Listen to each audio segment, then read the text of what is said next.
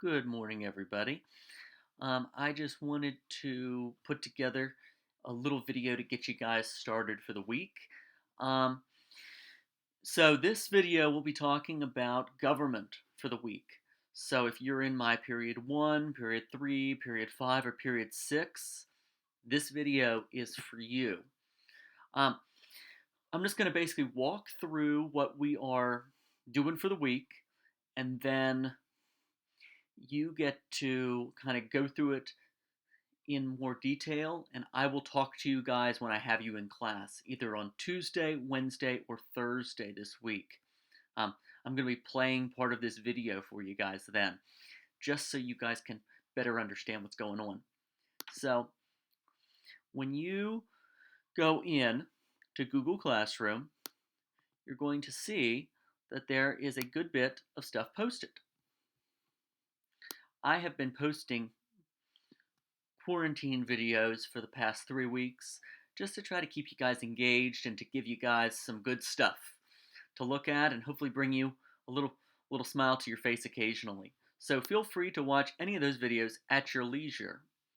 But when you go in, you can click on classwork. When you go to classwork, you're going to see that I've posted 3 assignments that are due for this week. So the first one is a domestic policy research presentation. So what you guys are going to do is you're going to pick one of the topics below: defense, law and order or safety, education, healthcare, welfare, social security, the economy, energy and the environment, immigration, or taxes. And what you're going to do with this is you pick this issue, you research it, and then you put this presentation together. All of these topics are domestic policy issues.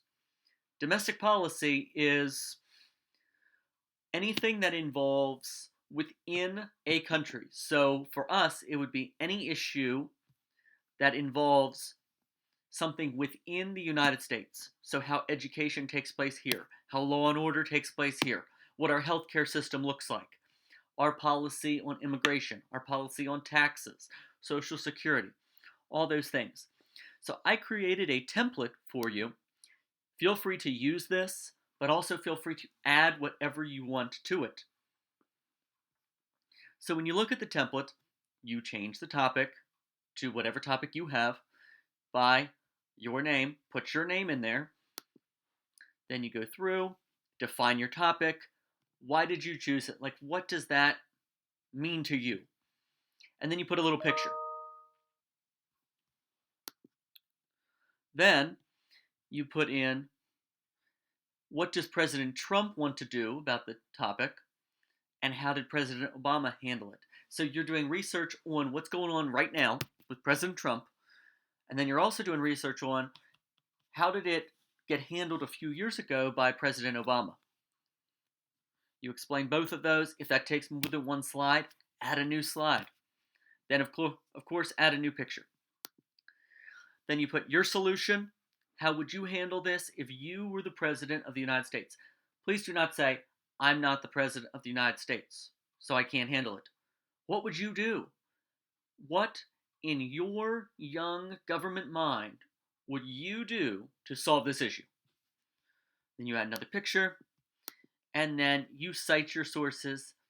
You can go to owl.englishpurdue.edu, or you can go to easybib.com. They must be in MLA format and alphabetized.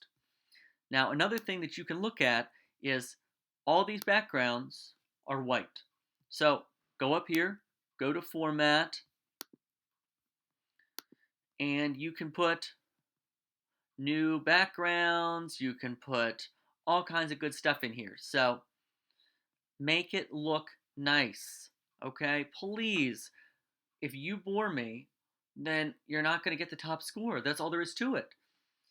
You want to be making a point on this. So go through all of these different things and make it to the best of your ability. That is our domestic policy presentation. Now, when you're finished, you go to the rubric here, and I want you to give yourself a self-assessment. Say, what score do you think I deserve? What quality of information do I deserve? What's my organization like? Grammar and spelling, and visual design. And now, oral presentation, you don't have to do anything with this because we're not in class. We're not doing an oral presentation. So, now if you want to record yourself and do that, I might give you some extra credit points. And then I give you my assessment too. Please do not just say, oh, you know what, I'm awesome for all of them. Read through these and score yourself how you actually think you are. If you are humble, you may help yourself ultimately, rather than say, you know what, I'm awesome. And I look at it and I go, really, it's only acceptable, not awesome here. That is domestic policy presentation. This is very self-led. You pick a topic, you research it, so pick something that means something to you, please. Okay, let's go back. That is domestic policy. Then, next thing, we have fiscal policy here. You're going to review the pages on fiscal policy and answer these questions in a Google Doc. So I'm sorry these are JPEGs, but I ended up having to take pictures because I couldn't get it to go into a PDF or a Google Doc for you to type on. So you can just go through, define the stuff. So read the stuff, answer the questions, much like we would do in class if you would get this as a packet. Once again, you read the statement and you say, is it true or false? This is teaching us about fiscal policy. So fiscal policy is basically how the government and the president decides to spend their money. You may have to zoom in to make stuff look bigger, whatever you have to do, so you can read this and answer these questions. So this one here, you're looking at it, you're saying, okay, what tools can they use to manipulate the economy? What would you do in each of these scenarios? You're the president, you're Congress.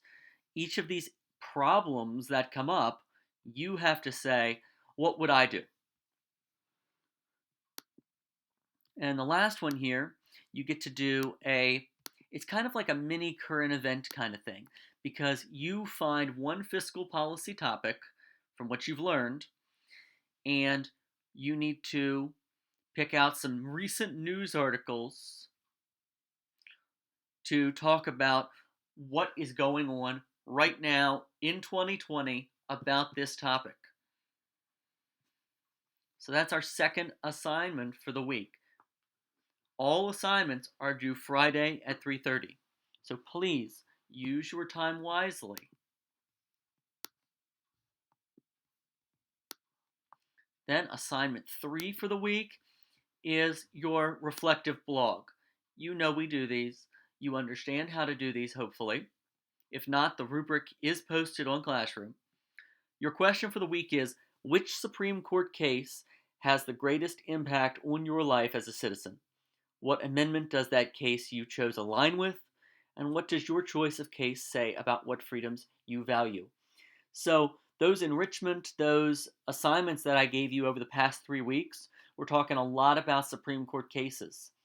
So most of those cases were review. So I want you to think about what case out of the ones you looked at, and if you didn't get the chance to look at them, this is your time. Go back, look at them, review them, and answer your blog post. Remember, we're looking for like 350 words. If you're talking about the case, you're talking about what amendment it ties in with. You're talking about what freedoms you value. Because, as an example, I may choose something that involves freedom of speech, but somebody else may choose something that involves gun rights. Or they might choose something about rights of the accused. Those are different amendments. So please, pick something that matters to you. So much of what we've learned about in government applies directly to you. We're about making you a good citizen. So the more that you make it about yourself and you say, how does this matter to me? the better off you're going to be. As always, I am here during the week for you. I have office hours every day from 11:30 to 12 o'clock. If you need me at a different time, please call me on my Google Voice number or send me an email, send me a message on Remind.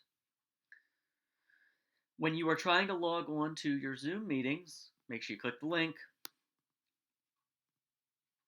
And let's see, I'm looking for my letter here.